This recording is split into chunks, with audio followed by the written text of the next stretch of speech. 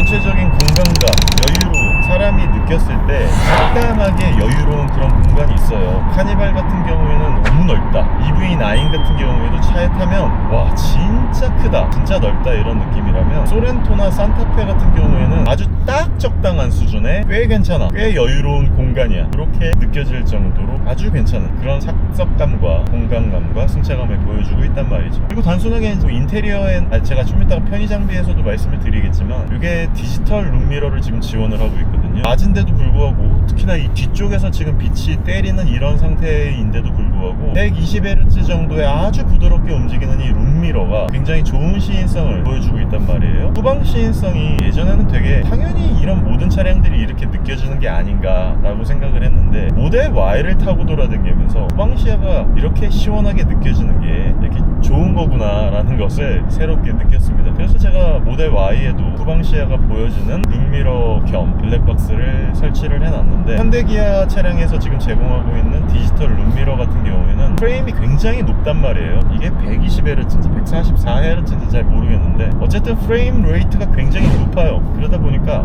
아주 부드럽고 눈이 피로하지 않은 좋은 시야를 보여주고 있단 말이죠. 저는 개인적으로 아주 마음에 듭니다.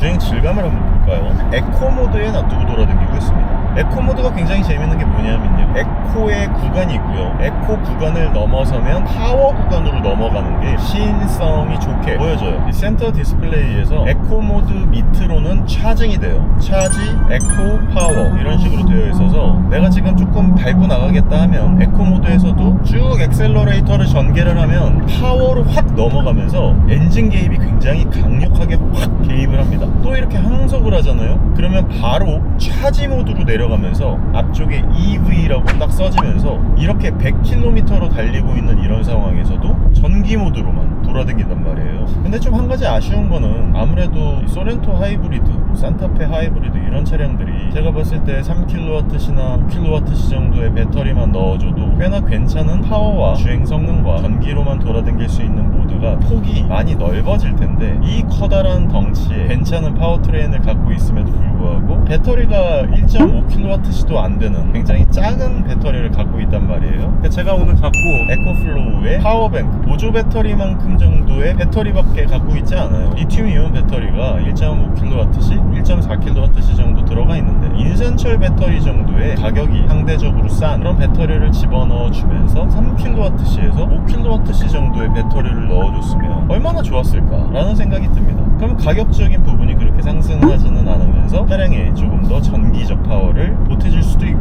조금 더 오랫동안 무시동 공조를 할 수도 있고, 이런 부분들이 좀 나중에 나아가야 될 하이브리드 차량의 가능성이라고 볼 수도 있겠죠. 제가 알고 있기로는 도요타나 렉서스에는 쓰고 있다고 알고 있거든요. 도요타 일본 애들이 배터리를 갖다가 모디파이를 잘 해가지고 지네들이 밀고 있는 하이브리드 차량에다 넣고 있는데, 비싼 리튬이온 배터리를 쓰지 않고 차 가격을 높이지 않으면서도 쓸 수 있는 여러가지 전략적 측면에서 현대기아도 그런 전략적인 부분을 좀 차용했으면 좋겠다 라는 생각이 들고요. 파워적인 부분이 막 시원시원하게 나가지는 않습니다. 막 밟는다고 엄청난 파워로 이렇게 스포티한 주행, 아주 가속감이 끝내줘서 초반 발진 가속을 막 엄청나게 빨리 하고 그런 정도의 수준은 아닌데요, 그래도 이렇게 고속도로에서 고속 영역을 타고 돌아다니는데 한 60km에서 120-30km 정도까지는 전혀 부족함 없이 아주 여유롭게 달릴 수 있다라고 하는 부분, 저는 그냥 일상적인 주행 영역에서도 괜찮다고 생각을 하고, 우리가 뭐 200km, 150km 이렇게 달릴 일이 많지 않잖아요. 어쨌거나 이런 걸 보면은 그냥 이 정도의 주행 영역 안에서 최대한의 효율을 끌어내면서 적당한 수준으로 운행을 해주는 운송수단으로서의 파워트레인으로서는 상당히 만족감이 높은 그런 파워트레인이다 라고 생각을 하지만, 개인적으로는 또 가끔 이제 스포츠 주행을 하고 싶을 때가 있단 말이죠. 자, 지금 한번 드라이브 모드를 스포트로 한번 바꿔보도록 하겠습니다. 스포트로 바꾸니까 게이지가 빨간색으로 변하면서 강옆에 있는 사이드 볼스터가 이렇게 싹 모아주는데요, 옆구리를. 이거 뭐야? 굉장히 엑셀러레이터의 반응 속도가 빨라지는데요? 대단한데 이 정도면 전혀 문제없지. 지금 70km에서 100km 정도로 이렇게 가속을 한번 해봤는데 괜찮은데요? 내가 좀 밟겠다 싶으면 아주 적극적으로 모터가 개입을 하고, 거기에 더해서 엔진이 개입을 좀 세게 함으로써 차량이 좀 빠르게 나아가는 데 있어서 크게 도움을 주는 게 게 느껴져요. 괜찮은데 좋다. 이게 에코 모드랑 스포트 모드와의 간격 차이가 꽤나 많이 납니다.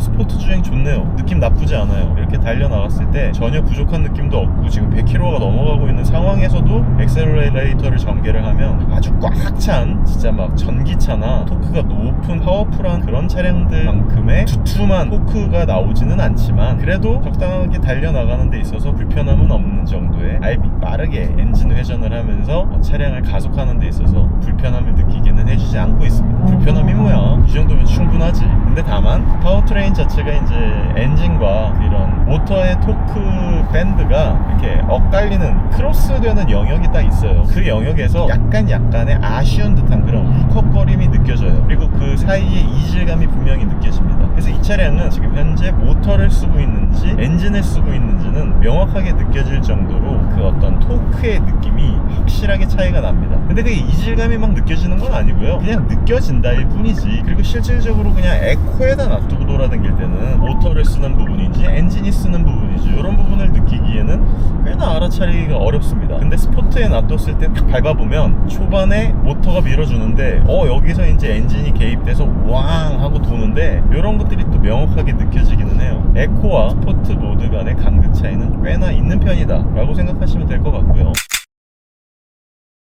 그렇다고 해서 에코 모드로 달려나가는데 모터가 개입을 하고 엔진이 개입을 하고 왔다리 갔다리 하는 토글 방식으로 들어왔다 나갔다 하는 부분이 상당히 자연스럽게 되어 있고요. 예전에 이런 기술들 아주 자연스럽게 엔진이 개입됐다가 빠졌다가 이런 부분들이 도요타 하이브리드, 일본 애들이 전수해준 BMW에서의 하이브리드 모드 이런 게 세계 최강인 줄 알았어요. 실제로 구동 방식이 약간 다르기는 하거든요. 그런데 제가 느꼈을 때는 도요타 애들이 갖고 있는 원천 기술에 대한 하이브리드 기술이 지네들은 되게 엄청나게 대단해서 이제 특허를 따냈겠지만 우리나라가 이런 부분이 진짜 대단하다라고 생각을 하는 게 그 특허 부분을 회피해서 다른 방식으로 하이브리드를 구축을 해놓고 새로 개발을 해가지고 굉장히 빠른 시간에 따라왔고 바짝 추격을 하고 있는데 빠르게 집어넣었음에도 불구하고 상당히 자연스럽게 연비율이 좋게 잘 넣어놨다라고 하는 부분, 정말 우리나라는 패스트 팔로잉은 정말 잘하는 것 같아요. 빠르게 쫓아가는 거는 세계 최강인 것 같아요. 만들어놓은 이런 하이브리드 기술력이 저는 전 세계적으로 전혀 떨어지지 않는 기술력이라고 보여지거든요. 저는 이런 부분이 상당히 잘하고 있다고 생각을 하는데 여러분들의 생각은 어떨런지 좀 궁금하기는 합니다. 어쨌거나 저 같은 경우에는 지금 이렇게 주행을 하고 돌아다니면서 불편한 부분은 전혀 느껴지지 않는다 라고 생각이 듭니다. 자, 편의적인 부분을 볼까요? 여기 보면은 지문인식 기능이 있어요. 지문인식을 통해서 내가 이 차량의 주인인 것을 확인을 시켜줄 수 있고요. 제가 그냥 유일하게 하나 마음에 들지 않는 부분은 기어 노브가 다이얼식 기어 노브인데 이렇게 변속을 할 때요 이렇게 돌아가는 게 저는 별로 그렇게 썩 마음에 들지는 않거든요. 그래서 EV9에 차용됐던 여기에 들어가는 컬럼식 기어 노브, 근데 뭐 벤츠처럼 이렇게 위아래로 올리는 그런 컬럼식 기어 노브가 아닌 앞으로 당기고 뒤로 당기고 이런 레버 형식의 기어 셀렉터가 저는 개인적으로 굉장히 마음에 드는데 얘는 다이얼식이 들어갔단 말이에요. 이런 부분 좀 아쉽고요. 그리고 저는 되게 재미있는 게 그걸 갖다가 폭스바겐에서도 쓰고 있다라고 하는 게 되게 재미있는 거예요. 그러니까 아이오닉 5에서 그걸 처음 도입을 하고 EV9 그리고 심지어 코나 일렉트릭 레이 EV에서도 그거를 차용을 하고 있는데 굉장히 마음에 드는데요. 되게 아쉽게 EV6랑 이 지금 소렌토 차량에는 다이얼식 기어 셀렉터가 들어가 있다. 아마 제 생각에는 이게 페이스 리프트라서 이게 들어가 있지 나중에 풀 체인지가 되는 소렌토에는 여기에 이 기어 레버가 들어가지 않을까, 기어 셀렉터가 들어가지 않을까 라는 생각을 해봅니다. 이 모듈이요 뭉치가 마음에 들어요. 레이 EV에서도 되게 좋게 들어가 있거든요. 그리고 아까도 잠깐 말씀드렸던 룸미러 하이패스가 여기 들어가 있어서 정말 편안하게 지방여행을 할 수 있다라고 하는 점, 그리고 여기 들어가 있는 룸미러가 보고 싶지 않다라고 하게 아주 가볍게 레버를 올려서 윤리적으로 그걸 볼 수 있는 점, 이런 것도 굉장히 좋고요. 조금 이따가 에이다스에 대해서 말씀을 드리겠지만 레인 키핑 어시스트나 스티어링 휠 조형 어시스트, 앞차와의 간격 조정을 위한 어댑티브 크루즈 컨트롤 이런 것도 굉장히 다 잘 되어 있고 토글 방식의 이런 공조기 인포테인먼트 시스템 굉장히 잘 되어 있고 안쪽에 들어가 있는 앰비언트 라이트도 잘 되어 있지만 앞차와의 고속도로를 달리고 있거나 속도 조절을 하기 위해서 급박한 상황이 벌어졌을 때 인터랙션 앰비언트 라이트가 들어가 있는 굉장히 잘 되어 있고 직후방 추돌 감지 센서, 깜빡이를 켰을 때 보여주는 카메라, 직후방 카메라 이런 부분들도 너무나 잘 되어 있고 에르고 모션 시트 들어가 있고 잘 접히는, 물론 차박을 하기엔 좀 빡세긴 합니다. 그래서 울트라 차박킹이 필요하기는 한데 울차킹을 펴놓으면 굉장히 편안하고 여유로운 차박 공간을 보여주는 이런 부분들도 굉장히 마음에 들고 옵션이기는 하지만 뒤쪽 공간에 220V 전원을 꽂아서 쓸 수 있는 그런 부분들. 제가 지금 오늘도 작업을 하려고 노트북을 갖고 왔는데요, 만약에 인버터가 없는 차량에 220V밖에 꽂을 수 없는 그런 노트북을 갖고 있다라고 하면은 이런 차량이 굉장히 좋죠. 그럼 전기 차량으로 V2L을 갖고 있는 차량이 가장 전기 기구, 전열 기구를 쓰기에는 좋지만, 그러지 못한다면 이렇게 차량 내에 인버터 220V짜리 콘센트를 꽂을 수 있는 돼지 콧구멍이 있으면은 그래도 꽤나 괜찮다는 생각이 들어요. 상당히 마음에 듭니다. 아주 만족스럽고요. 그래서 정말 우리나라에서 제일 잘 팔리는 SUV라고 하면 소렌토잖아요. 가족차 하면 카니발이고, 진짜 그런 이유가 있어요. 그렇게 잘 팔리는 데는 이유가 있다. 그래서 그런 좋은 차량들의 좋은 요소들은 다 갖고 가면서 이제 아쉬운 부분들에 대해서 보완을 해가지고 새로운 완전히 디올뉴 소렌토로 거듭나면 정말 좋겠다라는 생각이 듭니다. 에이다스에 대해서 좀 말씀을 드리고 싶습니다. 에이다스를요, 이렇게 타고 돌아다니잖아요. 불편한 건 없어요. 솔직히 이렇게 장거리를 고속도로를 통해서 쭉 달리는 이런 구간에서는 사실 불편한 건 거의 없다고 해도 과언이 아닙니다. 정말 편하게 잘 다닐 수 있어요. 그리고 굉장히 여유롭고 편안한 주행을 할 수 있게 참 많은 장비가 도와주고 있기 때문에 정말 만족스러운 장거리 가족 여행이 될 수는 있는데, 이 에이다스 측면에서 이 스티어링 휠이 터치 감응형 정전식 스티어링 휠이 적용되어 있지 않다라고 하는 부분은 정말 너무나 아쉬워요. 너무나 아쉽고 치명적인 단점이라고 할 수 있어요. 최근 차량들에 비하면요. 이건 테슬라도 마찬가지예요. 테슬라도 1억이 넘어가는 차량에 1억 5천만 원짜리 차량에 아직도 감응형 요크 스티어링 휠이 들어가 있다라고 하는 거, 정말 저는 안타깝다고 생각을 합니다. 에이다스를 타고 움직일 때 얘를 갖다가 이렇게 터치를 그냥 손만 대고 있어도 인지를 하는 이런 부분들이 왜 빠지는지 정말 너무너무 아쉽다고 생각이 들어요. 특히나 소렌토는 2023년에 나온 차량이잖아요. 아무리 이 차량이 페이스리프트라고 하더라도 제가 확실하게 느끼는 건 산타페보다 소렌토에 들어가 있는 이 에이다스의 소프트웨어적인 성능이 조금 더 약해요. 분명히 산타페는 지나가는 구간인데 소렌토는 지나가지 못하는 구간이 나온다거나. 여기서 한번 제가 에이다스를 살짝 한번 해볼게요. 네, 여기서 자, 에이다스예요. 여기서 완전히 돌아가는 구간이거든요. 못할 거야. 못할 건데 봐봐요. 오!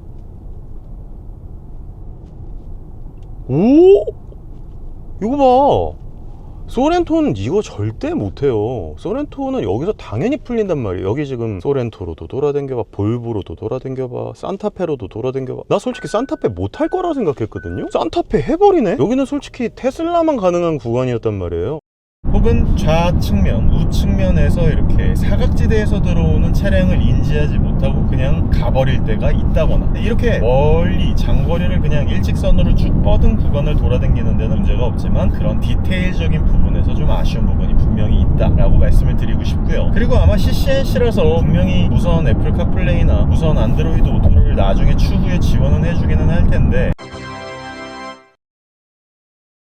아무래도 이제 가족차라고 느껴지는 이런 차량들은 개인적으로 좀 대형 크기의 헤파 필터를 좀 적용을 해줬으면 좋겠어요. 앞쪽에 있는 조그마한 필터를 적용하는 것도 좋지만 저는 좀 이런 우리나라 특수성이 있잖아요. 중국을 통해서 유입되는 미세먼지의 양이 치솟는 시즌이 있잖아요. 우리나라는 어쩔 수 없잖아요. 주변국들의 영향을 받을 수밖에 없는 그런 상황. 이럴 때 아이들의 안전과 어르신들의 건강을 위해서 이런 헤파 필터가 좀 대용량의 헤파 필터가 들어가 있는 그런 편의 기능을 좀 다음번에는 추가를 해주면 어떻겠느냐라는 생각이 듭니다. 오히려 뭐 산타페 같은 경우나 그랜저 같은 경우에는 옵션을 통해서 센터 콘솔 같은 데다가 보라색으로 빛이 나와가지고 막 살균해주는, 물론 그런 것들도 있으면 굉장히 좋기는 하지만 캐빈룸 안으로 들어오게 되는 잔잔한 미세먼지들, 이런 것들을 걸러줘서 테슬라처럼 정말 이 차량 안에 있으면 안전하게 온 가족들이 보호받고 있다라고 느껴지는 그런 느낌이 좀 들었으면 좋겠다라는 생각이 듭니다. 마지막으로 또 한 가지 아쉬운 부분, 기아에서는 분명히 제가 알고 있기로 메리디안 사운드와 뭔가 기술 공조를 하고 있는 것으로 알고 있는데 5천만 원이 넘어가고 이 정도 크기에 이 정도의 좋은 장비를 넣어놓은 소렌토인데 크렐 오디오가 들어가 있다라고 하는 부분, 이 부분이 저한테는 좀 아쉬운 부분이라고 느껴지긴 하더라고요. 음질도 느껴보면요 그렇게 썩 좋지가 않아요. 개인적인 느낌이기는 한데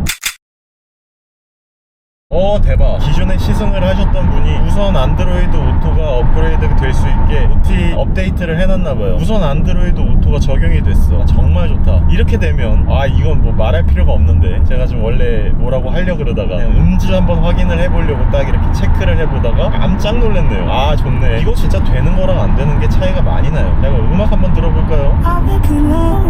I'm sorry that I don't wanna talk. I need a moment before I go. I do all the plan. I'm a mess.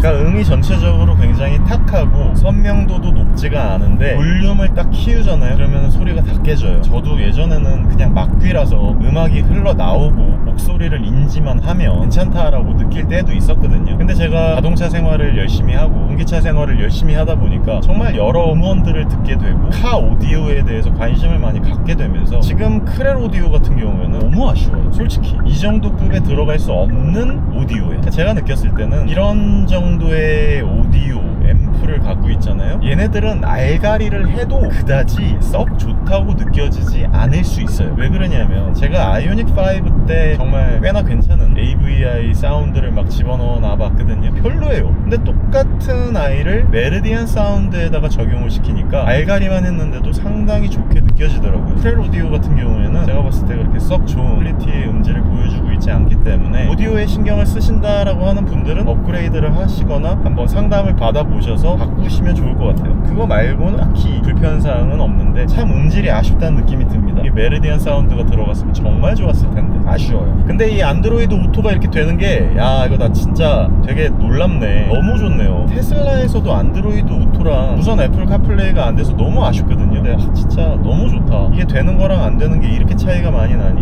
너무 좋네요. 지금 어머니한테 전화가 왔는데 잠깐 끄고. 아무튼 너무 좋은데 세상에 이렇게 좋은 차량에 이렇게 아쉬운 사운드라니.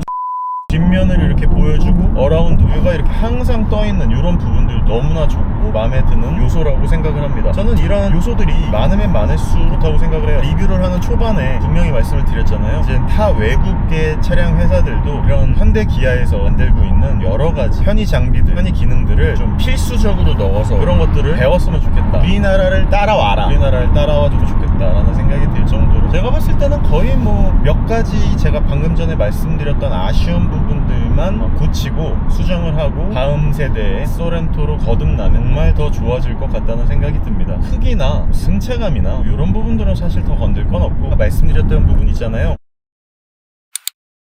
터치 감응형 스티어링 휠 이거 적용 좀 해주고 앰비언트 라이트를 조금만 더 세련되고 조금 더 화려하게 해줬으면 좋겠다. 크렐 오디오가 메르디안 사운드로 적용이 되고 조금 더 좋은 음질로 업그레이드를 해줬으면 좋겠다라는 부분, 이쪽에 평탄화를 완벽하게 좀 해줬으면 좋겠다라는 부분과 어차피 하이브리드 시스템을 적용을 할 거면 배터리 용량을 조금 더 키우고 모터 파워 조금만 더 키워줬으면 좋겠다. 엔진을 1.6 터보가 아니라 1.0 터보로 낮춰도 되니까 오히려 모터 사이즈와 배터리 사이즈를 좀 더 키워서 효율성적인 부분을 훨씬 더 몰빵을 해가지고 아키텍처를 설계를 좀 다시 했으면 좋겠다는 생각이 들어요. 근데 이거는 뭐 하나의 유저로서 개인적으로 바라는 일 뿐이니까 다음 세대 소렌토가 또 어떻게 나와줄지 굉장히 개인적으로 기대가 되는 부분입니다. 또 하나 마지막으로 HDP가 아직도 지금 적용이 못 되고 있잖아요. EV9에도 적용을 못하고 있고 G90에도 적용을 못하고 있는데 다음 세대 소렌토에는 3단계 자율주행인 HDP가 적용이 돼서 편안하게 장거리를 움직일 수 있는데 문제가 없었으면 좋겠다라는 생각이 듭니다. 여러가지 요소들 완성도